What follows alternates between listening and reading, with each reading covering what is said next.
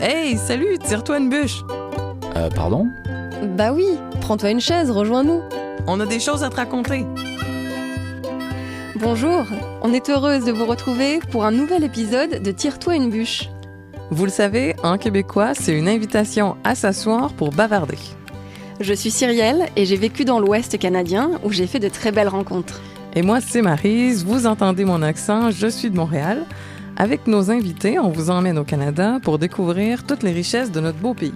Attention, ce podcast pourrait bien déclencher une furieuse envie de voyager au Canada. Saison 2, épisode 4. Hey, t'as-tu vu notre melting pot? Un podcast de Destination Canada.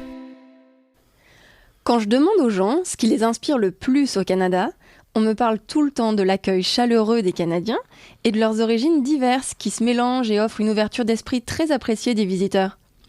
Le gouvernement canadien a même inscrit que l'immigration est une valeur essentielle au Canada et qu'elle reflète la mosaïque culturelle qui façonne l'identité du pays. Alors aujourd'hui, on va s'immerger dans la multiculturalité canadienne et vous souligner tout ce qu'elle offre de fascinant à découvrir lors d'un voyage. Nous avons 3 invités pour vous en parler. Chantal Nadeau pour l'aspect francophone au Canada, le ministre canadien du Tourisme Randy Boissonneau pour la diversité et Sébastien Desnoyers-Picard pour le prisme autochtone. Et toi Maryse, raconte-nous comment tu vis ce bouillon de culture? Moi, c'est simple, j'ai grandi dedans. À l'école, on avait des noms de famille de toutes les origines, mais on se posait pas trop de questions, c'était juste comme ça. Mais je me souviens des fêtes d'école ou des parties de bureau où tout le monde apporte un plat typique lié à ses origines. Donc, on a l'Amérique du Sud, l'Europe de l'Est, l'Asie et la Rive-Sud de Montréal pour moi. La multiculturalité, ça ouvre les esprits et la curiosité. Puis toi, Cyrielle, quand t'as vécu dans l'Ouest canadien, t'as dû le ressentir aussi? Ah ben oui, avec mes familles d'accueil, j'ai tout de suite compris l'ampleur du melting pot canadien. Ils avaient des ancêtres italiens, écossais, ukrainiens.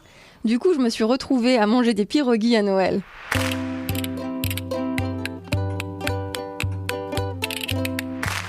Cyrielle, comme tu as vécu au Canada et que tu m'entends à journée longue, tu as l'oreille déjà un peu faite à nos accents.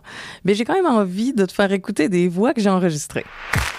Bonjour, je m'appelle Ariane Bérubé, je viens des Îles-de-la-Madeleine au Québec, une superbe île en plein milieu du golfe Saint-Laurent. Bienvenue à tous! Bonjour, mon nom est Annick Robichaud-Bartlin. Je suis acadienne qui actuellement habite dans une région anglophone, mais maintenant dans une ville complètement bilingue à Moncton, Nouveau-Brunswick. Bonjour, moi je m'appelle Mélanie Gamache et puis moi je partage la culture métisse. Moi j'habite à Sainte-Geneviève, Manitoba. T'as entendu la différence entre le français du Québec, celui du Nouveau-Brunswick puis du Manitoba? C'est marrant comme les Français ne soupçonnent pas la variété d'accents francophones au Canada, alors qu'en France, on entend bien la différence entre un Marseillais, un Corse ou un Alsacien.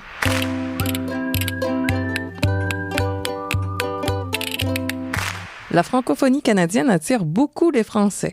Aujourd'hui, on invite Chantal Nadeau. Elle est conseillère pour le réseau de développement économique et d'employabilité pour les projets touristiques. Bonjour Chantal, comment vas-tu? Bonjour Marie, ça va super bien et toi? Bien, merci.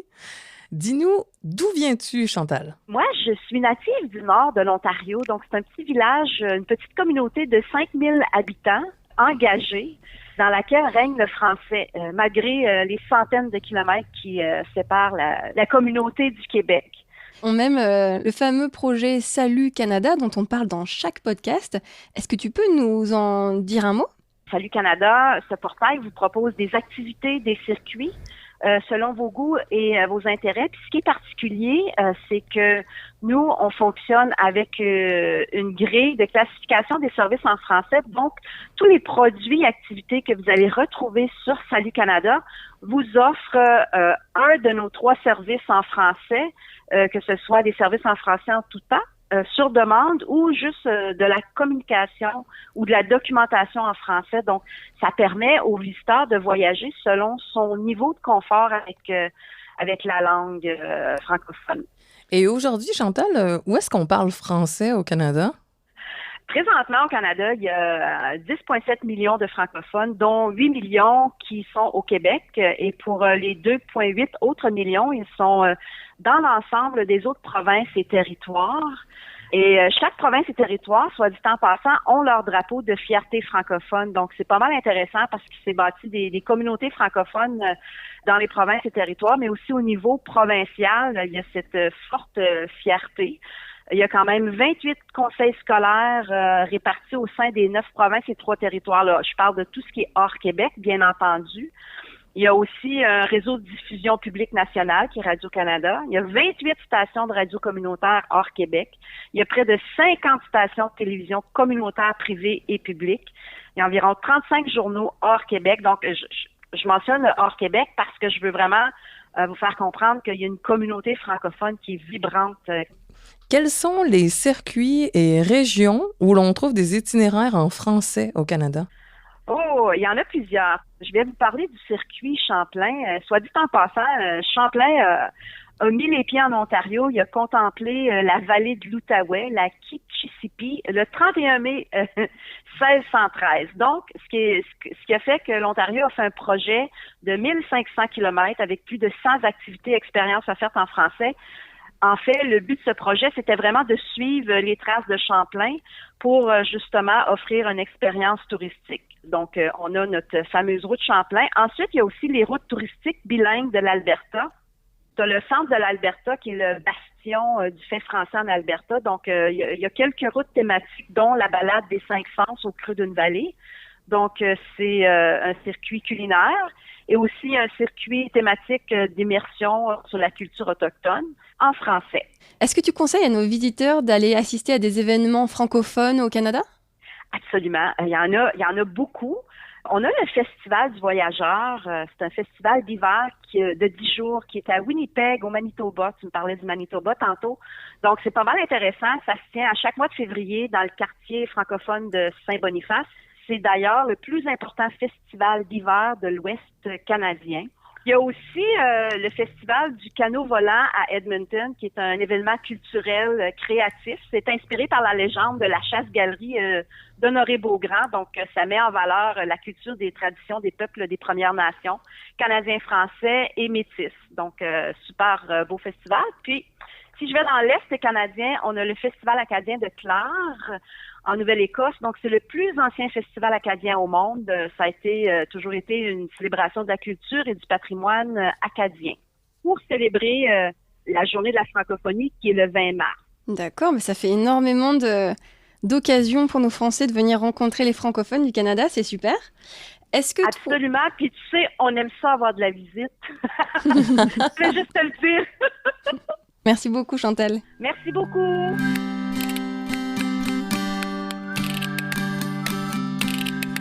Aujourd'hui, nous avons le plaisir d'accueillir le ministre canadien des Finances et du Tourisme, l'honorable Randy Boissonneau. Et il vient de cette province, au pied des Rocheuses. C'est un fier franco-albertain. Bonjour, monsieur le ministre. Comment allez-vous? Très bien, merci. Et vous? Bien, merci. Alors, racontez-nous, d'où vous venez? Ben là, c'est moi, vous ramenez en 1985. J'avais 15 ans et je vivais à Morinville, en Alberta. C'est où ça, Morinville? Bien, c'est au nord d'Edmonton, qui est la capitale de l'Alberta. Et Morinville est une ville franco-albertaine. Et je viens de la francophonie albertaine. Et là, on peut dire, mais comment ça se fait qu'il y a une francophonie en Alberta? Il y avait tout un groupe de francophones qui se sont déplacés de Québec dans les différentes vagues d'immigration. Et ma famille s'est déplacée en 1891 pour fonder Morinville avec 100 autres pionniers qui sont venus de l'île d'Orléans à l'extérieur de la ville de Québec. Et si on trace les racines au bout, au fil de l'histoire, mon arrière 25 fois grand-père était Vincent Vicentose Boissonneau, un soldat dans l'armée française. Il est venu pour défendre le fait français ici au Canada. Et moi, avec un nom comme Boissonneau, j'avais l'oreille en grandissant, mais je parlais pas bien le français au secondaire. Et donc, j'ai pris la décision, avec un nom comme Boissonneau, de faire mes études au campus Saint-Jean. À l'époque, il s'appelait la faculté Saint-Jean. Et c'est toute une faculté francophone de l'Université de l'Alberta. Et j'ai pu vraiment travailler le français. Et en ce faisant, j'étais capable d'être guide parlementaire. On sait que la diversité est fondamentale pour l'identité et le patrimoine canadien. Quelles sont les cultures les plus présentes au Canada d'un océan à l'autre? C'est complètement un mélange de personnes de travers le monde. Je pense qu'on a des personnes de plus que 200 pays qui se sont installées ici au Canada. Et avant 1967, c'était vraiment une immigration plus blanche, des gens de plus eurocentriques, si on peut dire. Et après 67, on a beaucoup ouvert nos politiques vers le monde. Donc, on parle des gens de l'Asie-Pacifique, on parle des gens de l'Afrique, on parle des gens de l'Amérique centrale. Et je pense que c'est dans le dernier recensement qu'on a vu que 25% des Canadiens sont nés ailleurs dans le monde et maintenant sont des fiers Canadiens. Et pour nous, cette diversité fait notre force. Je pense que on sait tous que la diversité, c'est un fait. On le voit dans la biodiversité. Mais la décision d'avoir un pays pluraliste, ça, c'est une décision. Il faut le travailler. Et ça, c'est pourquoi nos politiques de multiculturalisme, de célébrer les différents festivals, de tous ces gens, de vraiment encourager ces gens de faire leur plein épanouissement ici au Canada, ça fait la force. Et je parle aussi de la diversité, pas seulement d'origine, mais de foi, d'orientation sexuelle. Le Canada a tout ce que le monde peut voir. Et si on commence par les grands espaces et les aventures à plein air, vous aurez des vacances à faire pour le restant de vos vies. On a le pays qui possède le plus long littoral au monde, avec plus que 243 000 km². Et on est bordé par 3 océans. Et pour les amateurs de nature et de sport, regardez, nous sommes à la hauteur. On a la destination de ski international de premier plan avec, et on les a comptés, on les a numérotées, 294 stations de ski et plus de 4000 kilomètres de pistes. Et si on parle des parcs nationaux, on a 48, on a 19 réserves de biosphère de l'UNESCO, 5 géoparcs mondiaux de l'UNESCO et le plus long sentier de randonnée du monde, plus que 28 000 kilomètres. Et si on regarde les expériences d'Autochtones authentiques, le Canada est vraiment prêt avec plus que 1900 entreprises qui ont été bâties par des personnes autochtones. Merci beaucoup pour cette présentation, Monsieur le Ministre. On était vraiment ravis de vous avoir avec nous aujourd'hui. Est-ce qu'il y a une dernière chose que vous souhaitez partager avec nos auditeurs? Je pense que ce que je peux vous dire, c'est que vous n'allez jamais oublier votre expérience ici au Canada et que aussi on a un pays qui est très, comment je peux le dire, très accueillant. Si je parle des gens qui travaillent dans notre secteur du tourisme, on parle des jeunes, on parle des femmes, on parle des gens qui sont récemment arrivés au Canada, on parle de la communauté LGBTQ+. C'est vraiment des gens qui sont des ambassadeurs du Canada. Et quand vous venez au Canada, vous allez avoir une expérience inoubliable. Et je sais que vous allez partager ça avec vos familles, vos amis. Et ils vont vouloir venir ici, tenter, expérimenter c'est quoi ce Canada. Parce que je sais qu'on a bâti quelque chose de très spécial ici. On veut le partager avec le monde. Merci énormément, Monsieur le ministre. Et on va pouvoir partager toutes ces belles informations avec nos auditeurs. Merci de nous avoir consacré quelques minutes. Merci beaucoup. À la prochaine.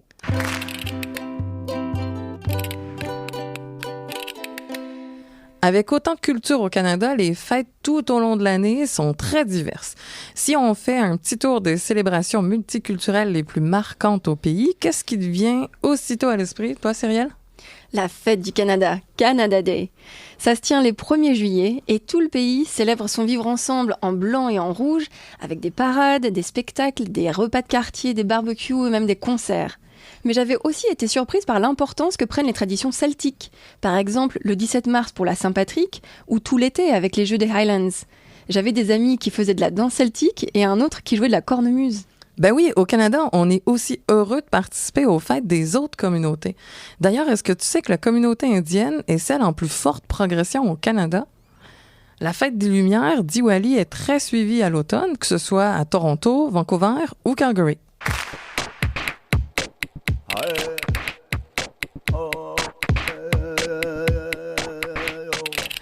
Les peuples autochtones occupent le territoire que l'on nomme aujourd'hui Canada depuis des millénaires. Le deuxième plus grand pays au monde et depuis sa création, une terre d'accueil.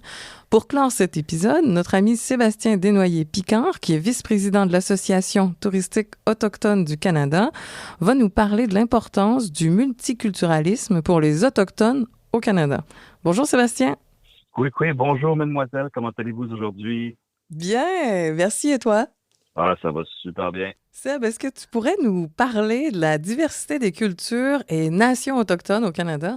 Ben oui, absolument. Ça va me faire grand plaisir parce qu'au Canada, on est vraiment choyé.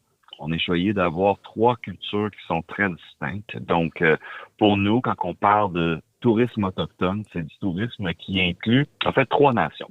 La nation des Premières Nations, qui représente à peu près 635 communautés à travers le pays. Un peu plus de 50 différentes langues autochtones qui sont parlées, 50 dialectes de langues. Donc, il y a vraiment une belle diversité, justement, même à l'intérieur des Premières Nations. On a aussi les Inuits, qui sont une nation qui est quand même indépendante, mais toujours autochtone, donc qui représente beaucoup plus le nord du Canada. Et notre 3e nation, en fait, ce sont les descendants souvent d'une lignée autochtone qui a été métissée avec des Français ou des Anglais. Et qui forme vraiment notre 3e nation, qui représente à peu près aussi une 60aine de communautés. Et toi, Seb, tu viens de quelle nation? Tu veux bien nous dire une phrase dans ta langue? Ben oui, absolument. Je peux vous dire Kwekwe, Indio. Après ça, je peux vous dire Sébastien Desnoyers Yati, Wendat Indi, Wendage Ndare, Kwa Nyoantio. Et ce qui veut dire dans ma langue, juste une petite introduction. Donc, bonjour à tous, bonjour mes amis, tous ensemble.